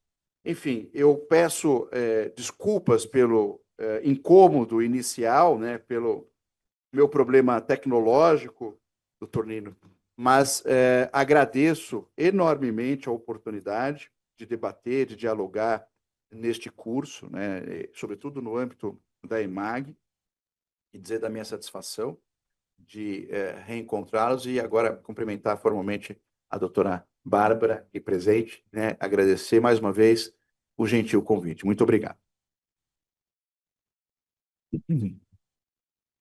Senhor Rodrigo, nós é que agradecemos a sua disponibilidade de estar aqui para essa aula importantíssima e dialogar com a magistratura, aproximando a dogmática e a prática penal. E essa aula, o tema de hoje aqui, é um dos, não sei, talvez o que tem mais, que tenha, esteja mais próximo do que é a vida prática. E a de amanhã também, que vai se falar da punibilidade. E eu aqui até me passaram diversos exemplos de coisas que vi sobre esses temas. É, eu me lembro um caso interessante sobre o princípio da especialidade, que foi a chamada Operação Boca Livre, que deu um trabalho para julgar, porque a começar de um equívoco na denúncia na primeira fase dessa operação, não vou mencionar isso, mas o que aconteceu é que, para explicar um pouquinho o caso, o Hermes talvez conheça, mas a Operação Boca Livre está relacionada à Lei Rouanet. E havia um determinado grupo, algumas pessoas que sabiam o funcionamento do Ministério da Cultura, da captação de recursos. Então, obtinha lá uma autorização para captar recursos para determinados projetos culturais. É, e oferecia esses projetos. E o Ministério Público depois se viu que havia desvio de recursos, etc, etc. Esse caso é muito interessante, até sobre as suas nuances, mas o Ministério Público depois denunciou por estelionato, e tendo como vítima a União, ah, mas não só as pessoas que captavam os recursos, mas aqueles que patrocinaram teriam obtido uma vantagem ali. Esse caso me fez pensar muito, até por uma razão, que era a seguinte: qual era o tipo mesmo penal que se ia? Será que o estelionato era adequado aqui? Porque eu mesmo não sabia, descobri em função desse caso, a Lei Rouanet tem um tipo específico, que é o do desvio do recurso, que é um crime. Porque qual é a vantagem que que o patrocinador obtém? Um benefício fiscal. E se ele é, exercer, se o recurso destinado, obtido e destinado ao projeto cultural não atingisse o seu fim, não seria possível o benefício fiscal. Então, ali havia uma série de indagações, né? Então, pelo princípio da especialidade, isso já no habeas corpus eu delimitei. Porque, pelo princípio da especialidade, o crime cometido não pelo núcleo, que eram os captadores, que faziam o projeto e depois iam captar o recurso, mas do ponto de vista de empresa que tivesse patrocinado, qual era o benefício que poderia obter? Só o fiscal. Porque até não tem lógica, não havia lógica, até digo, não tem lógica da pessoa, se ela pode contratar diretamente um artista, e às vezes tinha isso, ele vendia no pacote um artista que ia fazer participar de uma festa da empresa, etc. E tal. Mas era mais fácil obter contratar o artista diretamente do que contratar alguém que vai patrocinar algo para obter um benefício fiscal. Não fazia sentido. Mas então, tirando outros aspectos interessantes desse caso, o fato é que a solução dele se deu pelo princípio da especialidade em relação às pessoas. Em relação aos outros, não. Aí poderia sim caracterizar como, depois no julgamento do caso, assim, a 11ª turma decidiu, um voto do qual fui relator, que ali sim havia estelionato. Mas havia até um outro dado interessante, porque é o seguinte, né, até da União ser vítima, porque o recurso não saía da União. Era uma transferência de recurso do particular que obteria um benefício. E só se caracterizaria algum dano à União se o benefício fiscal fosse implementado, se ela se deduzisse. Aí sim, mas ainda assim ainda teria um outro desdobramento, que é a constituição do crédito tributário e também haveria a possibilidade de extinção do pagamento da punibilidade pelo pagamento. Mas esse caso me ocorreu. O caso da consunção ou absorção e subsidiariedade, um outro caso interessante, e é até bom mencioná-lo aqui para os juízes que vão se deparar com isso, durante um certo tempo, houve uma divergência aqui entre a 11ª turma e a 5ª turma, quanto aos casos dos artigos 241A e 241B do ECA, Estatuto da Criança e do Adolescente. O 241A é a transmissão pela internet e o outro é o armazenamento e posse. Então, a 5ª turma adotou a ideia de que haveria, até seria a subsidiariedade, entendeu-se lá, porque havia um crime de menor relevância e o crime de maior relevância, mas que no fundo também era a ideia de absorção, porque assim, o crime, o armazenamento estaria absorvido na transmissão dos bens. Eu sempre dividi isso, foi levado na sessão e a gente debateu isso lá, e eu sempre digo o seguinte: não faz sentido, porque não necessariamente para haver a transmissão precisa ter o armazenamento. Você pode até fazer a transmissão sem baixar no seu computador, pode fazer direto na internet, e isso já caracteriza o crime do 241A. E ainda que vamos imaginar outra situação. O sujeito tem lá 200 arquivos armazenados e ele transmite 50. Os 50, bem, vamos partir da ideia de que os 50 ele tinha armazenado e transmitiu e está absorvido. Tudo bem, mas e os outros 150? Então, era muito claro que isso eram crimes autônomos. Mas houve essa discussão aqui. No final das contas, o Superior Tribunal de Justiça também resolveu essa questão, é o tema repetitivo 1288, dizendo que são crimes autônomos. E, a meu ver, muito bem colocado isso. Mas vejam que eu estou falando porque temos questões aqui e inúmeras outras. Essa que eu lembro. Hã? Sim, a questão da continuidade tributária. Eu tinha notado aqui. Exatamente, pois é a questão do tempo no crime continuado, né? Mas antes dessa, deixa eu falar também aqui. Eu tô mencionando isso porque aqui eu estou trazendo aspectos práticos que os juízes lá, os juízes que estão nos assistindo, vão se confrontar com isso. Por exemplo, uma questão que um dia me defrontei aqui num caso. Imagine-se a seguinte situação, né? Não imagine-se não, porque essa situação até aconteceu. O sujeito, ele está trazendo a droga, o caminhão com a droga, e dentro junto com a droga lá transportada, tem arma. Aí, o que é isso? O que é isso? Depende. Porque, em princípio, isso na mesma ação, praticando dois crimes diferentes, concurso formal. Agora, esse concurso formal é próprio ou impróprio? Aí que depende. Depende do desígnio. Que vamos imaginar a seguinte situação. O sujeito vai lá buscar o chefe deles, vai lá buscar o caminhão lá na região lá de Ponta Porã. Aí traz a droga. Mas traz também, tem uma outra carga lá para trazer. O desígnio não só. Agora, se ele chega para o patrão e fala assim: patrão, eu posso trazer uma encomenda para um vizinho meu lá?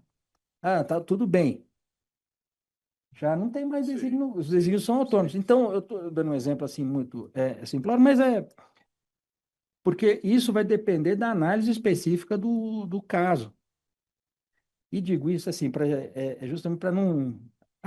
É concurso formal próprio e tal, e faz. Não, depende muito do que for. Do fato, da narração do fato na denúncia que tem que ser bem posta na análise pelo juiz. É um caso.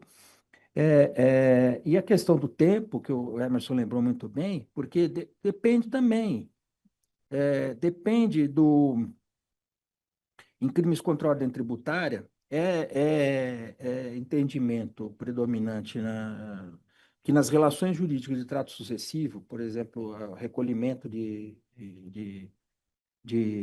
contribuição previdenciária, se entende que a cada mês se renova.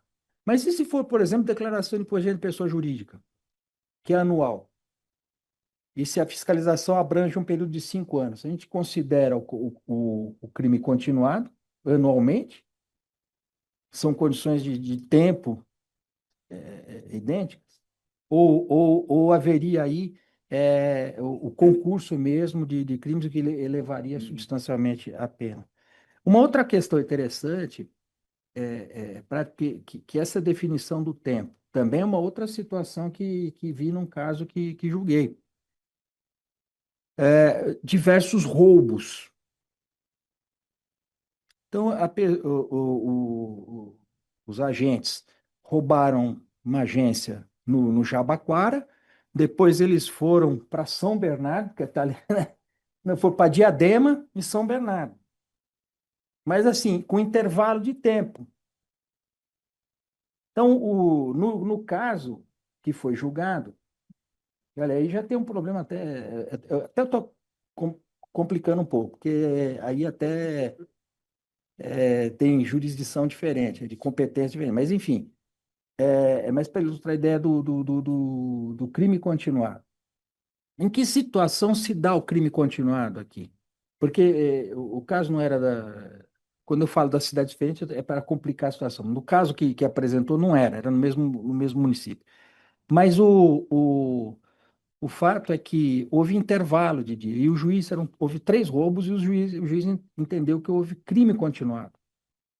Mas será que houve crime continuado? Porque houve intervalo de dias, de alguns dias entre um roubo e outro. Esse caso acabou sendo prejudicado porque o Ministério Público não recorreu especificamente sobre isso. Mas, no meu entendimento, acho que não estaria caracterizado o crime continuado. Porque, veja lá, o sujeito, ladrão profissional, vai lá, rouba um banco, uma agência do correio, vai para outro lugar, rouba outro, e depois ele fala, bom, hoje eu já fiz meu dia. Aí vai para casa, descansa, come uma pizza, assiste o jogo de futebol do time dele. Não é, eu não sei, olha como é que pode. Mas pode ser um time que tenha 3 cores, vermelho, preto e branco. Para quem não sabe, o Corinthians tem o vermelho também no símbolo, mas é brincadeira. Pode ser vermelho, verde e branco também. Mas ele vai para casa e tal, e depois, no outro dia, ele vai e comete outro roubo. Pode-se falar aí em continuidade delitiva?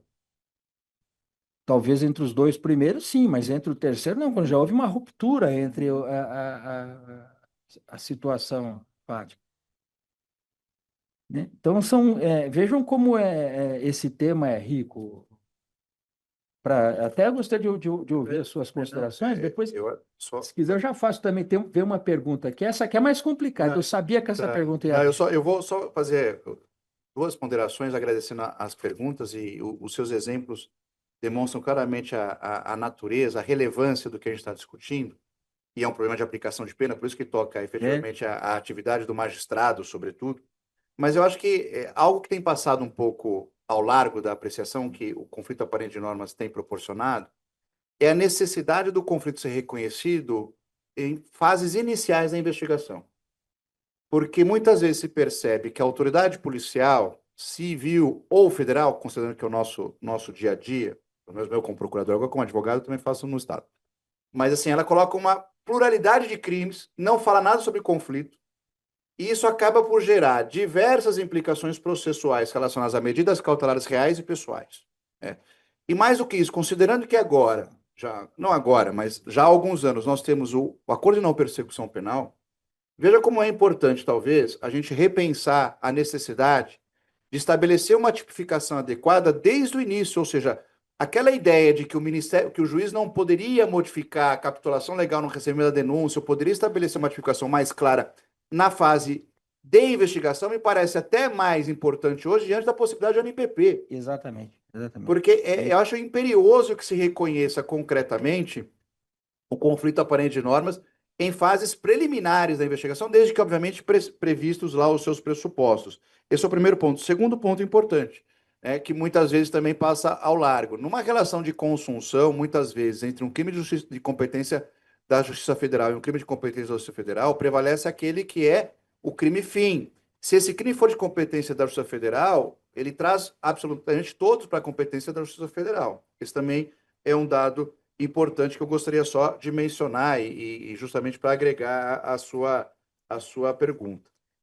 E muito, muito bom lembrar, vejo que realmente esse aqui é um dos temas mais práticos que a gente está tendo nesse curso. Quer dizer, todos são, mas esse aqui a gente vê praticamente todos os dias isso. Essa questão da definição, da classificação jurídica do fato, vai lá na sentença, o juiz fazer. Não, ele pode fazer antes, até porque existe essa possibilidade. Se ele, dependendo da classificação jurídica, pode ter uma suspensão condicional do processo, pode ter o ANPP hoje. Então, como é que o juiz vai dizer, não, vou esperar, vou fazer todo o processo penal, chegar na sentença e falar, olha, aqui vamos dar marcha ré, vamos voltar lá no início. Parece banco imobiliário, volta para o início.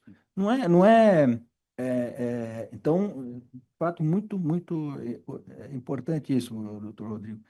E outro caso interessantíssimo na Justiça Federal, e aí a gente, é um caso até que durante muito tempo esperei que o Supremo Tribunal Federal resolvesse, e quando o Supremo Tribunal Federal decidiu, ele piorou. Complicou a situação. E aqui não é nenhuma. É a realidade, não é uma crítica a A, B ou C. O fato é o seguinte: é o artigo, a importação de medicamentos sem registro na Anvisa, 273. Porque o Supremo Tribunal Federal, quando julgou isso, aí tem complicação de duas ordens no tema que o Rodrigo trouxe hoje. Primeiro, porque a lei dizia que a pena era de pena mínima de 10 anos. Tem toda uma história, não dá tempo para contar aqui. A pena mínima nesse tipo era 10 anos. Era pior o sujeito importar um medicamento sem registro na Anvisa do que ele matar alguém. Uma de 6, outra de 10 anos. Aí, o que aconteceu? É uma pena absolutamente absurda. E a gente se debatia aqui. E o Superior Tribunal de Justiça acabou decidindo, e já vinha sendo feito aqui também por alguns, seguindo, criar, a dizer que era aplicar a pena do tráfico de drogas. E aí é um negócio, no conflito aparente de normas, quer dizer, e a jurisprudência consolidada do Supremo, que você não pode, a partir do conflito de normas, criar uma terceira. E foi o que o STJ fez, na verdade, foi isso. Mas ela era mais proporcional, digamos assim, a gravidade dos fatos, etc. Mas então a gente aqui seguia. Aí o Supremo Tribunal Federal decidiu, e agora eu estou falando aqui de cabeça, pode ter alguma imprecisão no que eu vou dizer, mas quando o Supremo decidiu, declarou inconstitucional o preceito secundário desse tipo penal, e do 273, parágrafo 1º, inciso 1, 1 a 4. Primeiro B, 1 a 4, uma coisa assim. E diz isso, depois houve, embaixo de declarações, não, é isso mesmo, são esses incisos. Aí nós temos a seguinte situação. Antes, se entendia que era qualquer dessas hipóteses era crime único. Se houvesse mais de uma dessas hipóteses. Com essa decisão do Supremo, se um daqueles primeiros for praticado e o último, não é mais uma situação única. Pode ser concurso. E aí, ou seja, piorou, em tese, piorou a situação, no mínimo um sexto, né, pro réu. Sim. Porque a norma era de 1 a 3, aí tem todo um desdobramento, mas o que quero dizer é que esse é um tema realmente é, é, prático e não é simples. E não é simples. Então, o juiz precisa tomar muito cuidado na análise dos casos, para definição clara da qual é a norma. A partir disso, também verificar a questão de competência, né? Mas eu tenho uma, vou ler aqui a questão do Alexandre Berno, mas eu tenho uma também que é relacionada à Lava Jato, mas eu vou fazer essa daqui, mas não precisa, responda do Berno, que é uma dúvida que eu tenho, se a lavagem de dinheiro, se o crime antecedente, ele necessariamente precisa ser cronologicamente antecedente. Já tive discussão com o professor Pierce sobre isso, ele até escreveu um artigo na Sim. Conjur para responder a isso, Sim. mas eu tenho cá minhas dúvidas com relação a isso, se o crime, na lavagem de dinheiro, o crime antecedente precisa ser realmente antecedente. E dou exemplo, o caso do pistoleiro contratado, né, por encomenda, que ele recebe o dinheiro e fala assim, ó, mas você me paga no offshore lá, não, tá aqui o negócio e paga 50% agora e 50% no êxito, né? E aí pô, desdobrem duas perguntas, se o êxito acontece ou não. Uhum. Porque se não aconteceu, qual é a situação daquele primeiro pagamento? E se aconteceu, qual é a situação daquilo em relação à lavagem? Mas, enfim, essa é uma outra questão. Agora, aqui o Berno diz o seguinte: essa pergunta é bem interessante, que eu tinha certeza que ela ia mais ou menos surgir nessa forma. Parabéns ao professor pela aula abrangente sobre o tema de especialidade. Pergunta prática: o mesmo fato pode ser tipificado ao mesmo tempo como tentativa de abolição violenta do Estado Democrático de Direito e golpe de Estado, em concurso material ou formal, ou há necessidade de se resolver o conflito entre os tipos? Agora, vai que é tua, Tafarel, porque essa é a pergunta de US$ 1 milhão.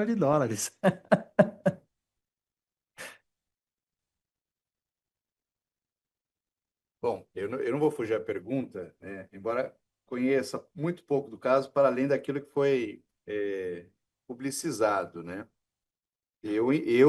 A minha impressão, a minha intuição, né, é de que haveria um único delito. Eu não veria concurso material nessa hipótese aqui, né? Eu acho até que talvez essa questão seja revista eventualmente, talvez em um outro momento, mas não me parece. Acho que era um único comportamento, especificamente aqui na tentativa. E sobre a sua questão, Nino, relacionada à questão da lavagem cronológica, eu confesso que o próprio Marcelo Cavalli já escreveu sobre isso. Eu acho que também o Dr. Fausto de Sanctis escreveu sobre isso. E eu li, e de fato, os argumentos me pareceram muito convincentes, no sentido de que essa cronologia seria dispensável para fins de lavagem. Eu não estou querendo firmar aqui posição, mas é justamente no exemplo que você formulou do sujeito que recebe valores para matar a outra pessoa e ele já desenvolve atos de lavagem, se a gente não poderia falar já em lavagem de dinheiro nesse caso. Mas daí talvez você crie um problema, porque você tem que considerar que pelo menos o recebimento, eu acho que aí é um pouco exagerado diante da própria ideia de tentativa, porque assim, houve início da execução do crime de homicídio quando ele recebe o valor, me parece que dentro do intercrime isso talvez seja um ato preparatório. E aí você não tem uma infração antecedente. Não há problema nenhum da infração penal antecedente ser tentada, mas nesse caso ela está longe da tentativa ainda. Mas, ao mesmo tempo, fica difícil compreender que não existiria lavagem de dinheiro. Eu acho que talvez o link entre a infração penal antecedente, o vínculo entre a infração penal antecedente e o ato de ocultação de simulação poderia ser um elemento muito mais, talvez, claro ou mais transparente para nós definirmos a lavagem do que propriamente a cronologia, que eu tendo a dispensar, em princípio. Embora, talvez, do ponto de vista lógico, pareça um pouco absurdo, porque a gente fala em infração penal antecedente. Então, é que a lei não fala antecedente. Ela fala Ela fala proveniente de infração penal, ponto. Agora, a questão no caso, mas mesmo assim, mesmo que não diga antecedente, a pergunta fica, é uma infração penal futura ainda, porque ele está recebendo por antecipação para a prática de uma infração penal. Agora, depende aqui, é hermenêutico mesmo, se essa infração penal que a lei não diz que é antecedente. Ela, logicamente, precisaria ser anterior, ela já precisaria existir. Pois é, eu também concordo. Por isso que até eu fiz a pergunta. Depende se o êxito veio ou não veio, se o crime foi consumado ou não foi consumado. Não estou nem falando ou tentado. Estou dizendo o crime ter acontecido. Porque enquanto se a pessoa recebeu, se o pistoleiro lá recebeu o dinheiro e não executou, ou por alguma razão não pôde iniciar a execução, isso talvez realmente fosse totalmente atípico. Agora, se a infração penal se consuma, o fato de ter recebido parte do recurso antes não caracterizaria a lavagem? Ou então, não, 50% não, e o 50% que recebeu no êxito, aí é lavagem, o outro não é Aí lavagem. aqueles É, comportamentos de ocultação de simulação praticados temporalmente antes da execução do homicídio já seriam lavagem de dinheiro. Seria como essa é se a dúvida. uma retroação. Essa é a dúvida, porque já seria feito dentro de uma lavagem de dinheiro, Num já estaria contexto de dentro de um lavagem. contexto de lavagem, porque há uma ocultação Sim. para a prática do crime. E também outra coisa que não fala de corrupção aqui, porque a corrupção é claro, como é formal, o recebimento pode ser mero exaurimento, seja antes ou depois, enfim. Então, por isso que não. Essa questão surgiu até por conta se me engano, essa questão surgiu no Mensalão, No é, Paulo. por causa até Paulo no Cunha. João Paulo Cunha. Então, mas eu penso numa outra situação, nessa situação de um crime material mesmo, como é Sonegação se, fiscal, por exemplo, acontece isso por conta da súmula vinculante 24. bom, Porque aí, você tem atos concretos praticados no mundo dos fatos, atos reais, nós aqui, o sujeito está ocultando valores que ele obteve de sonegação fiscal. Só que se não houver a preclusão do procedimento administrativo em relação a essa sonegação, você não tem o não crime de tem, não tem lavagem. time, não tem, Porque exige que pelo menos seja fato típico e ilícito. E aqui a preclusão é um elemento de tipicidade, de acordo com a súmula. é. Mas aí, eventualmente, se nós adotarmos essa tese, você espera precluir o procedimento, configura-se a sonegação fiscal do artigo 1º da 8137, e os atos anteriores já seriam lavagem de dinheiro, porque conectados a uma ideia de ocultação de simulação, idealizados desde o início pelo agente. Que loucura. Esse é o Então, problema da súmula vinculante número 1. essa súmula realmente ela é muito. Entre vários, né? Ela é muito mal colocada. Eu não sei se Bárbara, Emerson gostaria de perguntar alguma coisa, senão, pelo o horário, a gente não tem. Mas eu quero, então, agradecer uma vez mais o professor Rodrigo de Grandes pela sua aula, pela sua disponibilidade de estar aqui com a gente na EMAG, para debater esses temas. E vejam, acredito que só essa aula aqui dá desdobramento para várias outras aulas, né? De tema. Quem sabe? Vamos, já fica aqui. Essa e outras aulas, né? Esse curso, eu estou gostando demais, demais desse curso, faz a gente pensar e balançar. Enfim, eu quero agradecer uma vez mais o pessoal da EMAG, toda a equipe, pela disponibilidade também de estar aqui. Agradecer a todos que nos assistem pelo Zoom. Estou vendo aqui vários colegas que destaca a Milena, Bruna, Décio, Vitor, Fabrícios, né? Tem dois aqui aparecendo. Então, Emerson e Bárbara, mais uma vez, muito obrigado, professor Rodrigo. E então convido a todos para a aula derradeira de amanhã, que também é outra aula bastante importante e prática. Ela tem muito a ver com com o exercício da jurisdição. E certamente é outra aula que vai.